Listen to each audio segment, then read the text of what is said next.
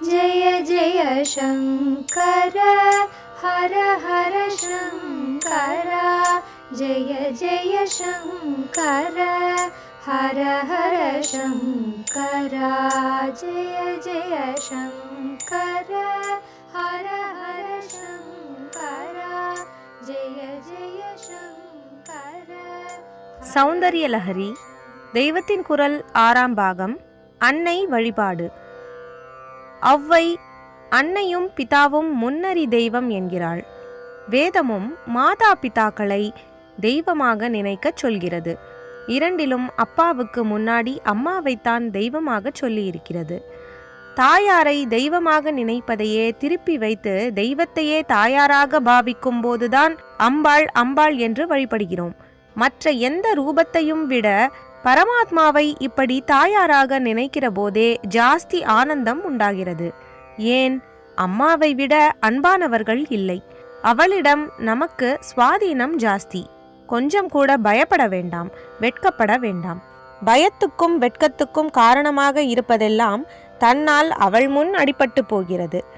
எத்தனை பயம் வந்தாலும் குழந்தை அம்மா என்று அவளைத்தான் கட்டிக்கொள்கிறது. வயசு ஏறும்போது ஒருத்தருக்கு ஏற்படும் மனோவிகாரத்துக்கு வெட்கப்பட வேண்டி இல்லாமல் அம்மாவின் முன்னால் தானாக அது நசித்து விடுகிறது. தாய் அன்பை போல கலப்படமில்லாத பூர்ண அன்பை எங்கேயும் காண முடியாது.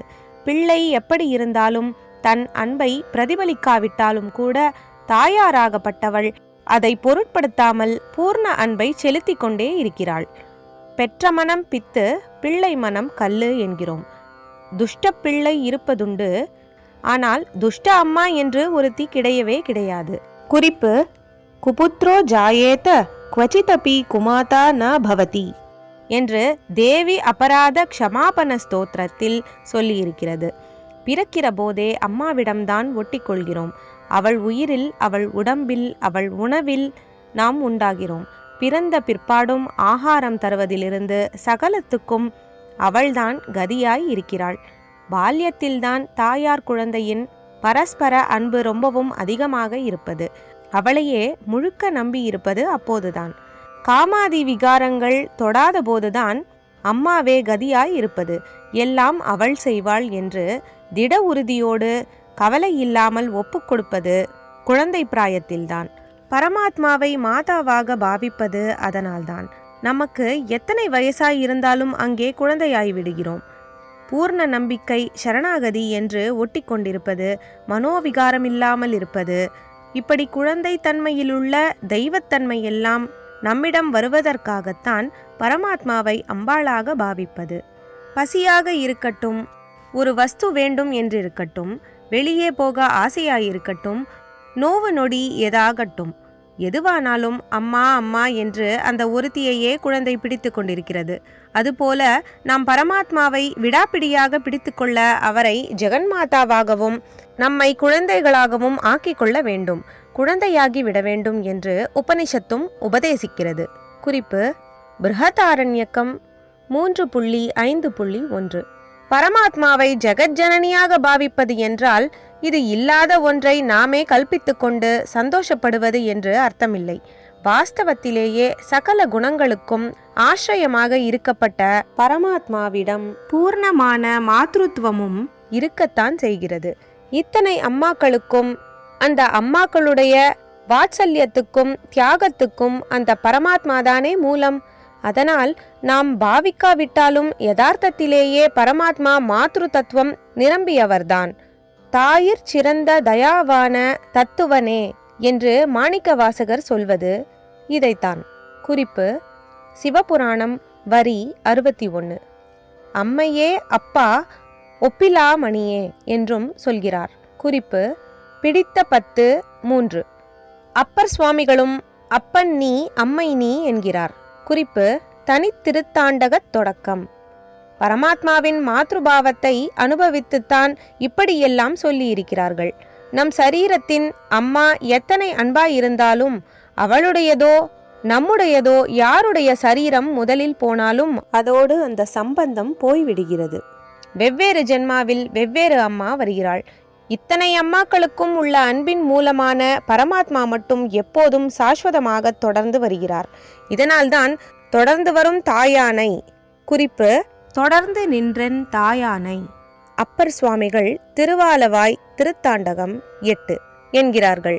அழிந்து போகிற உடம்புக்கு மட்டும் அம்மாவாக இல்லாமல் அழியாத உயிருக்கு அம்மாவாக இருந்து இகத்திலும் பரத்திலும் ரட்சிக்கிற பரம கருணை கொண்ட தாய் பரமாத்மாவே. ஒரு 5 பேர் 10 பேருக்கு கொஞ்ச காலம் மட்டும் தாயாராக இல்லாமல் புழு பூச்சியிலிருந்து யானை சிங்கம் வரை, மனுஷர்களிலிருந்து தேவர்கள் வரை இத்தனை ஜீவராசிகளுக்கும் எத்தனை காலத்துக்கும் அம்மாவாக இருப்பது பரமாத்மாவே. ஒவ்வொன்றுக்கும் வேண்டிய ஆகாராதிகளை, போக்கிய வஸ்துக்களை லோகத்தில் பண்ணி வைப்பது அந்த பெரிய அம்மாதான். குழந்தைக்காக தாயாரிடம் பால் உண்டாகிறது. வயிற்றில் இருக்கும் போதே தொப்புள் கொடி வழியாக அவளிடமிருந்து அதற்கு ஆகாரம் போகிறது என்றால் இந்த ஏற்பாட்டை ஒவ்வொரு தாயாரும் தானாகவா செய்து கொண்டாள்? மகா மாதாவாக ஒரு பராசக்தி இருந்து கொண்டுதான் இப்படியெல்லாம் ஏற்படுத்தி வைத்திருக்கிறது. பரமாத்மா நம்முடைய உடலை மட்டுமின்றி உயிரையும் வளர்க்கிற அம்மா. அறிவை வளர்த்து ஆத்மானுபவத்தை தருகிற அம்மா. வயிற்றுக்கு பால் தருகிற மாதிரி ஞானப்பால் கொடுத்து அம்மா பிள்ளை என்ற பேதமில்லாமல் ஒன்றாக செய்து கொள்கிற அம்மா.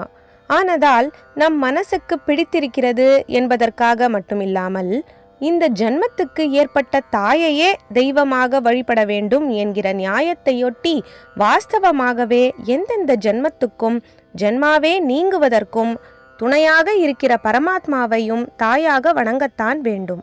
எல்லாமாக ஆகியிருக்கிற பரமாத்மா நாம் எப்படி நினைத்தாலும் அப்படி வந்து அருள் செய்கிறது.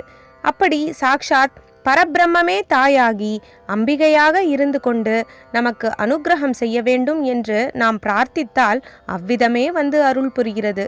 அரூபத்துக்கு ஏன் ரூபம் வேண்டுமென்றால் ரூபமுள்ள நாம் அனைவரும் அந்த மூலத்திலிருந்தே பிறந்து அது நமக்கு தாயாராகவும் நாம் அதற்கு குழந்தைகளாகவும் இருப்பதால்தான். நமக்கும் ரூபமில்லை, நாமும் ஆத்மாதான் என்கிறது இருக்கட்டும். இப்போது நமக்கு தெரியாத கதை அது. இத்தனை ரூபங்கள், பசு, பக்ஷி, மிருகம் என்று நானாவிதம் ஒவ்வொரு ஜாதியும் ஒரே மாதிரி இருந்து கொண்டிருப்பதால் இவற்றுக்கெல்லாம் ஒரு மூலம் உண்டு என்று மட்டும் இப்போதும் புத்திக்கும் தெரிகிறது. மூலம் தாயார். மூலத்திலிருந்து வந்த எல்லாம் குழந்தைகள்.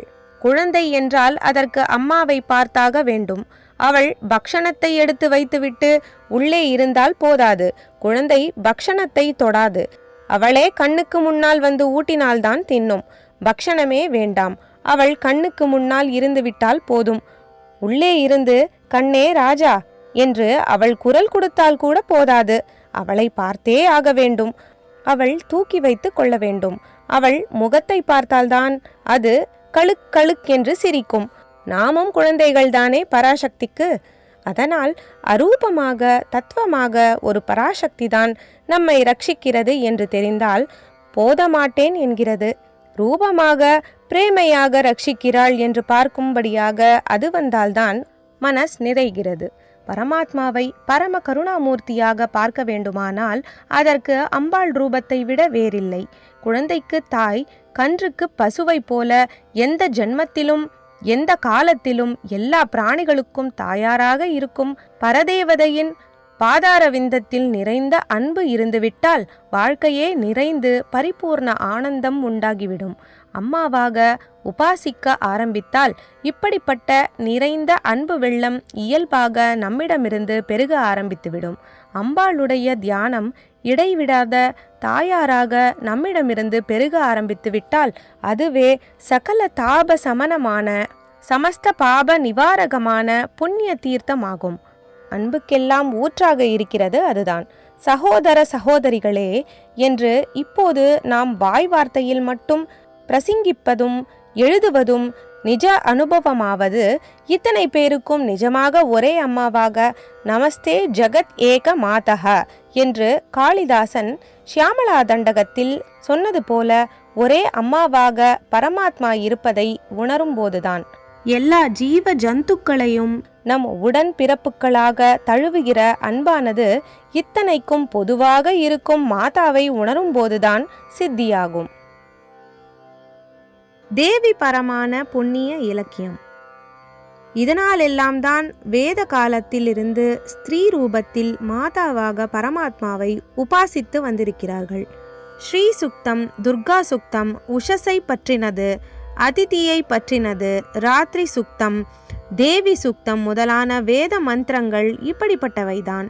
108 உபனிஷத்துக்களில் அம்பாள் பரமாகவே 3 இருக்கின்றன. குறிப்பு: பஹ்ருஷோபனிஷத், திரிபுரோபனிஷத், பாவனோபனிஷத். மகாபாரதத்தில் அர்ஜுனன் துர்காதேவியை ஸ்தோத்திரித்திருக்கிறான். பாகவதத்தில் கோபஸ்திரீகளும் பிற்பாடு ருக்மிணியும் நல்ல பதி கிடைக்க வேண்டும் என்று அம்பாளைத்தான் பூஜிக்கிறார்கள். ஹயக்ரீவர், அகஸ்தியர், துர்வாசர் முதலான மகா பெரிய ரிஷிகள் அவளை ஸ்தோத்திரித்திருக்கிறார்கள். காளிதாசாதி கவிகளும் தேவி பரமாக நிறைய ஸ்துதிகளை செய்திருக்கிறார்கள். தேவார, திருவாசக, திருமுறைகளிலும் திவ்ய பிரபந்தங்களிலும் சிவனையும் விஷ்ணுவையும் போற்றுகிற போதெல்லாம் அம்பாளையும் லக்ஷ்மியையும் சேர்த்துதான் சொல்லியிருக்கிறது. அருணகிரிநாதரும் திருப்புகழ், திருவகுப்புகளில் பல இடங்களில் அம்பாள் பற்றி நிறைய சொல்லியிருக்கிறார். ஐந்திணைகள் என்கிற பாகுபாட்டில் தொன்று தொட்டு தமிழகத்தில் பாலை கொற்றவை என்ற பெயரில் அம்பாளையே அதிதேவதையாக வழிபட்டு வந்திருக்கிறார்கள். சமண காவியமான சிலப்பதிகாரத்தில் கூட கொற்றவை என்ற துர்க்கையின் ஸ்துதியாக ஒன்று நீள நெடுக அழகாக மனசை அப்படியே கவ்வுகிற மாதிரி வருகிறது. தமிழ்நாட்டு கோவில்களில் அம்மன் சந்நிதி, சுக்கிரவார சேவை என்பவை தனி விசேஷம் பெற்றிருக்கின்றன. திருமூலரின் திருமந்திரத்தில் சக்தி மகிமைகள் நிறைய சொல்லப்பட்டிருக்கின்றன. தாயுமானவர் பர்வதர்த்தனி மீது, அகிலாண்டேஸ்வரி பிருகநாயகி மீதும் பாடியிருக்கிறார். ராமலிங்க சுவாமிகள் திருவொற்றியூர் திரிபுரசுந்தரி மீது பாடியிருக்கிறார். குமரகுருபரர் மீனாட்சியை ஸ்துதித்திருக்கிறார். இப்போது அபிராமி அந்தாதி பிரசித்தமடைந்திருக்கிறது. பாரதியும் சக்தி சக்தி என்றே நிறைய பாடியிருக்கிறார். பிற்காலத்தில் அதிகம் வழிபாட்டில் இல்லாத வாராகி மேல் கூட பிராச்சீனமாக தமிழில் ஒரு துதி இருப்பதாக கேள்விப்பட்டிருக்கிறேன். இப்படி நம் மனசுக்கு ரொம்பவும் பிரியமாக ஒட்டிப்போன தாயை பற்றி, அவள் அனுகிரகத்தாலேயே அவளுடைய அம்சமேயான ஆச்சாரியாள் பண்ணினது என்பதுதான் சௌந்தர்யலஹரியின் ஏற்றத்துக்கு முக்கியமான காரணம். நாமரூபமற்ற தத்துவத்தை சொல்லும் அத்வைத்தத்தின் மகா ஆச்சாரியரான அவர் இப்படி அம்பாளை பாடினதே அதற்கு பெரிய பெருமையை தந்திருக்கிறது. ஜெய ஜெய சங்கர, ஹர ஹர சங்கர, மகா பெரியவா சரணம். ஜெய ஜெய சங்கர, ஹர ஹர சங்கர, ஜெய ஜெய சங்கர, ஹர ஹர சங்கர, ஜெய ஜெய சங்கர.